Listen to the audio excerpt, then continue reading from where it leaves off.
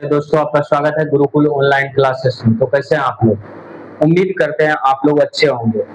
तो आज के क्लास में हम आप लोगों को बताएंगे कि उत्तल लेंस में अवतल लेंस में 1/f बराबर 1/v माइनस 1/u कैसे सिद्ध किया जाता है। तो आप लोग पूरा वीडियो को ध्यान से देखिएगा, आप लोगों को एक बार में ही समझ में आ जाएगा कि कैसे सिद्ध किया जाता है। तो आप लोग पूरा वीडियो को ध्यान से देखिए। देखिए दिया है, अवतल लेंस में सिद्ध करें कि 1/f बराबर 1/v माइनस 1/u। ठीक है, 1/u। इसको कैसे बनाएंगे? सबसे पहले याद रखना है चित्र। ठीक, इक्वल लेंस है अवतल लेंस। अवतल लेंस का बात हो रहा है, सबसे पहले अवतल लेंस बना लेंगे। ठीक, ये अवतल लेंस हो गया, ये भी एक अवतल लेंस बना लेंगे। प्रधान अक्ष कौन सी होता है? बीच से जाता है। ऐसे प्रधान अक्ष नहीं बना, प्रधान अक्ष कौन जाता है? लेंस के केंद्र से। ठीक, तो लेंस के केंद्र से प्रधान अक्ष पे इसका ध्रुव O हो गया। ठीक, ये हो गया मुख्य फोकस, ये वक्रता केंद्र। ठीक, वस्तु कहां पर रखना है? अनंत और वक्रता केंद्र के बीच। वस्तु कहां रखना है? अनंत और वक्रता केंद्र के बीच। तो वस्तु का अनंत और वक्रता केंद्र के बीच रख दिए। मान लिया PQ कोई वस्तु है। ठीक, प्रकाश के एक किरण गया, यहाँ पर प्रकाश का एक किरण भेज दिया, ये टकरा के किधर चल जाएगा? इधर चल जाएगा। ठीक, मान लिया कि फोकस से आ रहा, इधर टकरा के निकल गया, क्या लगा? फोकस से निकल गया। ठीक, आगे अगला प्रकाश का किरण केंद्र से भेजेंगे, O केंद्र से।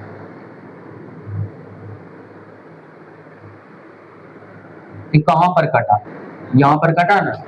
जहां पर प्रकाश के दोनों किरण कटता है वहीं प्रतिबिंब बनता है। प्रकाश के दो किरण को भेजे, दोनों कहां पर कटा? यहां पर, यहां प्रतिबिंब बन गया P डैश Q डैश। बस इस चित्र को याद रखना है, चित्र को याद रखना है और चित्र से ही भाषा लिखना है। ठीक, भाषा के लिखेगा, माना कि AB एक अवतल लेंस है। ठीक, माना कि AB एक अवतल लेंस है जिसका ध्रुव O है। ठीक, जिसका ध्रुव O है। प्रधान अक्ष OFC है, प्रधान अक्ष OFC है। ठीक, उसके बाद लिखेगा कि प्रधान अक्ष पर PQ कोई वस्तु अनंत और वक्रता केंद्र के बीच स्थित है। ठीक, प्रधान अक्ष पर PQ कोई वस्तु अनंत और वक्रता केंद्र के बीच स्थित है जिसका प्रतिबिंब ध्रुव और फोकस के बीच P डैश Q डैश बनता है। ठीक, इतना भाषा लिखेगा, तो भाषा लिखो, माना कि AB एक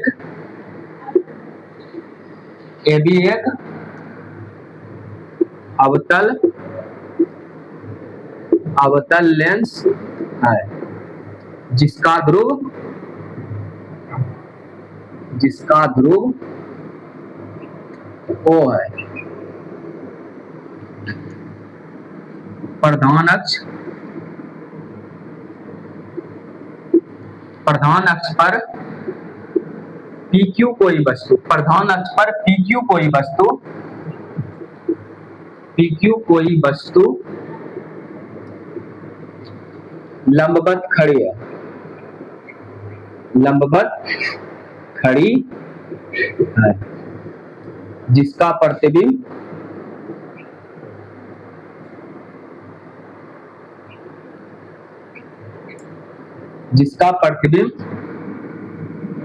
P डैश Q डैश ध्रुव और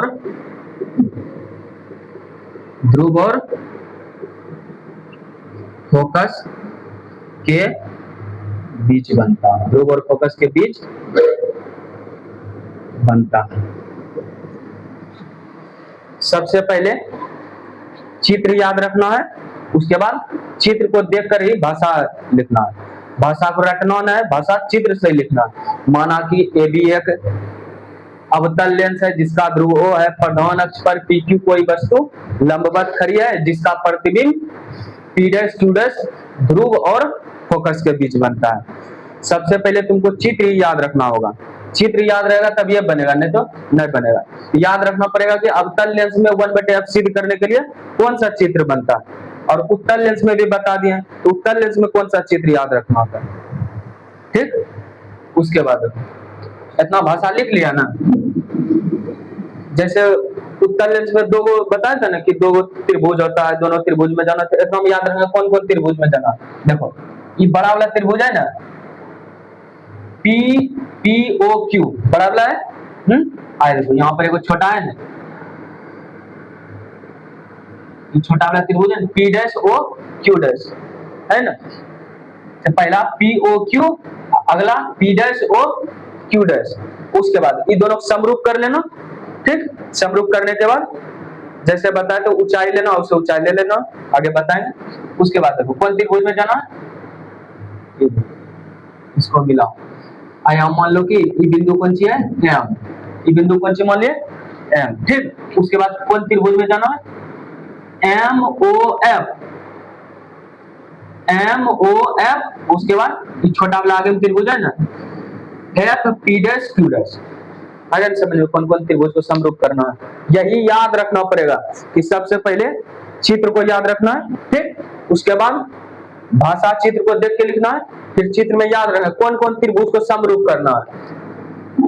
ये वाला त्रिभुज एक सामने, ये वाला त्रिभुज, ई ने की ई वाला त्रिभुज को समरूप करने लगना, ई वाला रे वाला ना। देखो एक अति में उभयनिष्ठ कोण जिसका होगा, ये कौन है, उभयनिष्ठ कोण है ना। ये त्रिभुज और ये त्रिभुज दोनों का एक उभयनिष्ठ कोण है ना। तो उभयनिष्ठ कोण वाला को त्रिभुज को समरूप करना है। इधर भी देखो ई कोण कौन सी है, उभयनिष्ठ। ई त्रिभुज में भी ई कोण है और ई बड़ा वाला त्रिभुज में भी ई कोण है, तो उभयनिष्ठ कोण वाला त्रिभुज लेना है, याद रखना पड़ेगा। अब देखो कौन कौन त्रिभुज को समरूप करना है, त्रिभुज P O Q, P O Q तथा त्रिभुज P dash O Q dash, P dash O Q dash. ठीक, अब देखो दोनों त्रिभुज में कौन दो चीज बराबर, समरूप के लिए क्या नियम है कि दो चीज बराबर होना चाहिए। ठीक, दो चीज बराबर। देखो ये 90 डिग्री है पी ओ क्यू में, कौन पी 90 डिग्री है ना, है? अब यहाँ पर देखो ये त्रिभुज में पी डैश कौन सी है, 90 डिग्री है ना। तो ई कोण और ई कोण बराबर हो गया। उसके बाद में लिखना, पहले देख लो ई वाला कौन कौन सी है, उभयनिष्ठ है, पी ओ क्यू और P dash O Q dash दोनों में नहीं कौन, तो दो चीज बराबर हो गया। तो लिख दो यहाँ पर कौन सी लिखेंगे, कौन Q P O, Q P O बराबर कौन Q dash P dash O, Q dash P dash O. ठीक, उसके बाद यहाँ पर लिख देंगे 90 डिग्री है, 90 डिग्री है। आगे क्यू ओ पी, कौन क्यू ओ पी बराबर कौन P dash O Q dash, P dash O Q dash. यहाँ पर कौन सी लिखेंगे, उभयनिष्ठ है। उभयनिष्ठ मतलब होता है जो कौन दोनों में, जैसे दो त्रिभुज है ना, P O P Q R. ठीक, पी क्यू आर त्रिभुज मान लो, पी क्यू आर यहाँ डी मान लो, तो त्रिभुज पी क्यू आर तथा त्रिभुज Q D R, Q D R. देखो आर ई त्रिभुज में भी है, पी क्यू आर में भी आर है ना, है? और इन देखो क्यू डी आर, इसमें भी कौन आर है ना, तो उभयनिष्ठ होता है जो दोनों में हो। तो दोनों में वाला कौन है, उभयनिष्ठ। तो लिख दो यहाँ पर उभयनिष्ठ, उभयनिष्ठ। ठीक, आगे त्रिभुज दो चीज बराबर हो गया, यहाँ लिख सकते हैं समरूप, त्रिभुज पी ओ क्यू और समरूप का चिन्ह ऐसे होता है, समरूप त्रिभुज P dash O Q dash. समरूप कर लिया ना, है? अब तुम्हारा मान पहले, या तो तुम वस्तु का लंब बोलो, वस्तु के लंब अनुपात प्रतिबिंब का लंब। ठीक, पहले अगर वस्तु का लेना है तो वस्तु का लो, पहले प्रतिबिंब का लेना है तो प्रतिबिंब अपन मान। ठीक, तो लेते हैं हम प्रतिबिंब का ऊंचाई पहले लेते हैं। प्रतिबिंब का ऊंचाई कौन सी है, पी डैश क्यू डैश। तो प्रतिबिंब का ऊंचाई ले लेते हैं पी डैश क्यू डैश, अनुपात वस्तु का ऊंचाई कौन सी है, पी क्यू, है ना। अब बराबर में लेना है पी डैश क्यू डैश, वस्तु का कौन सी है, लंब है, कौन सी है, लंब। त्रिभुज मान लो, त्रिभुज में ये कौन सी है, पी डैश क्यू डैश कौन सी है, लंब है ना, है? लंब, लंब है तो ये आधार लेंगे, इसका आधार कौन सी है, ओ पी डैश, तो बराबर में इसी के बराबर में लेंगे प्रतिबिंब के लंब है, प्रतिबिंब का लंब, तो लंब के बराबर में लेंगे तो O P dash, O P dash बटे पी क्यू कौन सी है, वस्तु की ऊंचाई, तो वस्तु की ऊंचाई तो बराबर में कौन सी लेना, वस्तु का कितना दूर में, ध्रुव से वस्तु कितना दूर में, ध्रुव से वस्तु कितना दूर में, कौन सी लेंगे ओपी, समीकरण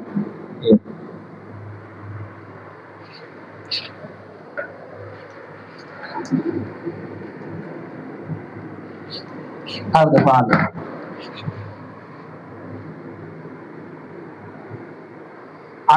आगे कौन त्रिभुज में जाना, एम ओ एफ, त्रिभुज एम ओ एफ, त्रिभुज एम ओ एफ तथा त्रिभुज F P dash Q dash तथा F P dash Q dash में, इसमें देखो एम ओ एफ 90 डिग्री है, लिखो एम ओ एफ बराबर कौन, पी डैश कौन सी है यहाँ पर 90 डिग्री, इसमें क्या लिखेंगे Q dash P dash F बराबर कौन, Q dash P dash F कौन सी है बराबर, यहाँ लिख दो 90 डिग्री है।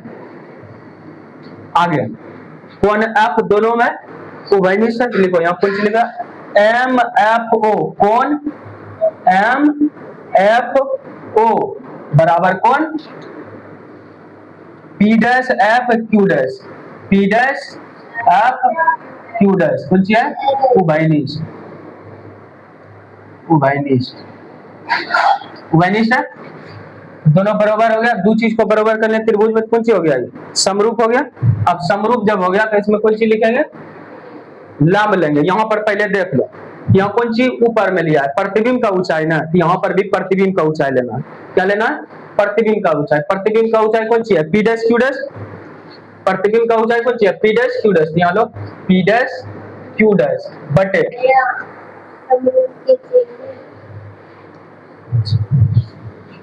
त्रिभुज एम ओ एफ समरूप हो गया, तो अब समरूप लिखना है त्रिभुज एम ओ एफ समरूप त्रिभुज F P dash Q dash, A समरूपता से, ए समरूपता से। अब देखो यहाँ कौन सी लिया प्रतिबिंब का ऊंचाई, तो यहाँ भी लो प्रतिबिंब का ऊंचाई पी डैश क्यू डैश बटे वस्तु का ऊंचाई पी क्यू, पी क्यू यहाँ लो पी डैश क्यू डैश लिया है ना, यहाँ आधार लो पी डैश क्यू डैश बराबर में आधार लो इसका कौन सी है F P dash Q dash यहाँ पर लिया है ना, तो बराबर में इसका आधार लो, आधार कौन सी है एफ पी डैश, तो बराबर में लेना है एफ पी डैश, उसी तरह पी क्यू देखो एम ओ बराबर है पी क्यू, तो यहाँ पर लिखना चाहिए हमको एम ओ, लेकिन की लिखे हैं पी क्यू, का है कि एम ओ पी क्यू क्या बराबर है, की लिख सकते हैं यहाँ पर हम पी क्यू लिख सकते हैं ना, तब देखो यहाँ पर इसका लंब है, लंब का आधार कौन सी है त्रिभुज में, लंब है, लंब का आधार ओ एफ है ना, यहाँ कौन सी बराबर में लेंगे ओ एफ, ठीक, इसको समीकरण 2 में, बस यहीं तक मैं इतना दूर समझ गया ना है। अब देखो समीकरण 1 तथा 2 से, समीकरण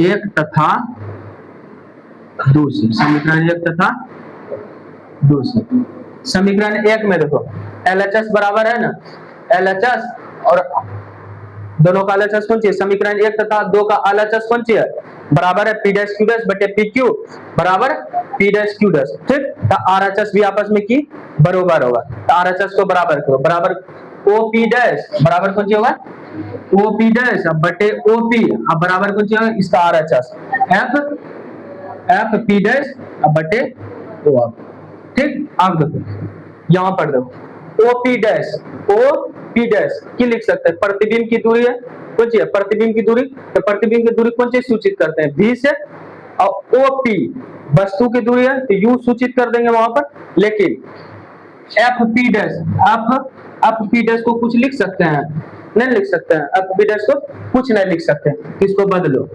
इसको बदलेंगे की करेंगे बड़ा वाला ओ एफ में कौन सी करेंगे O F minus O P dash, O F में ओ पी डैश घटा देंगे तो एफ पी डैश निकल जाएगा ना, ओ एफ में ओ पी डैश घटा देंगे तो एफ पी डैश निकल जाएगा, ठीक। यहाँ एक लाइन आगे बढ़ो, ओपी डैश अब बटे ओपी अब बराबर एफ पी डैश को चेंज करो, OP dash O up minus OP dash, O up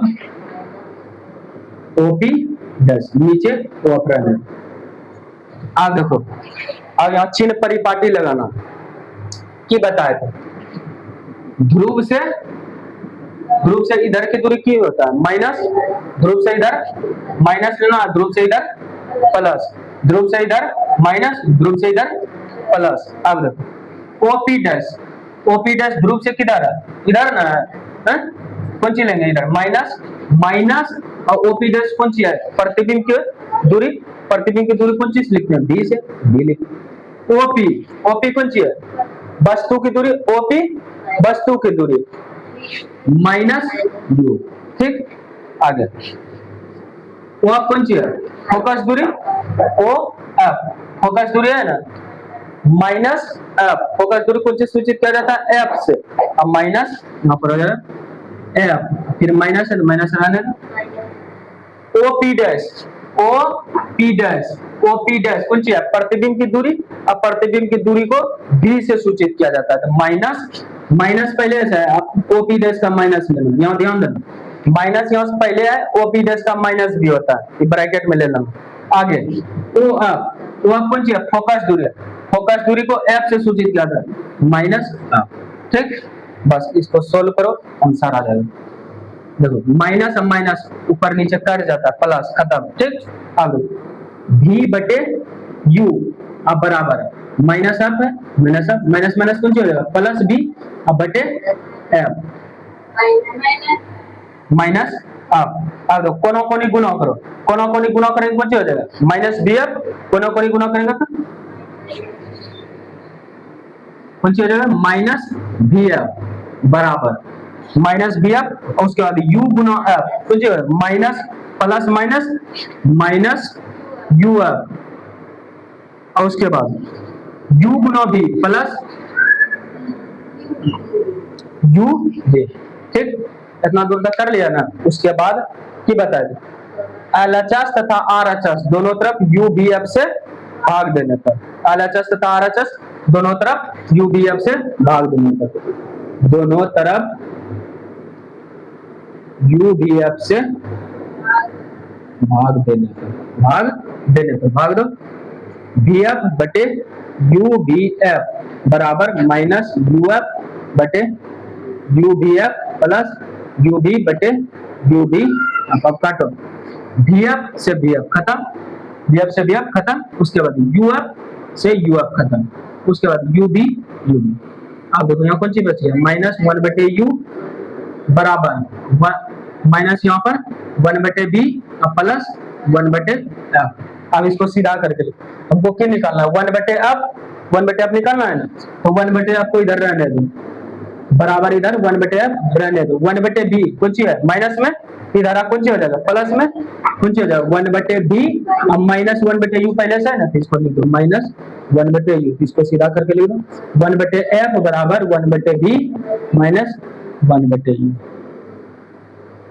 समझ में आया?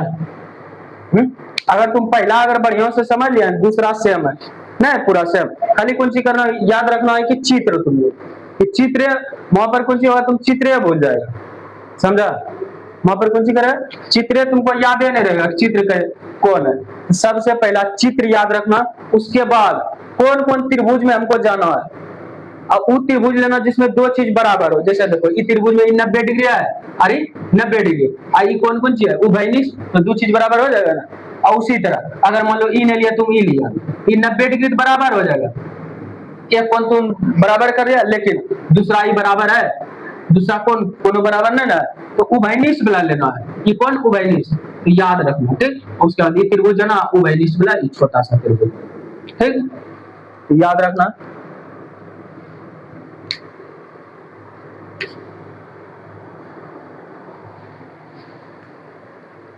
समझने में कोई दिक्कत?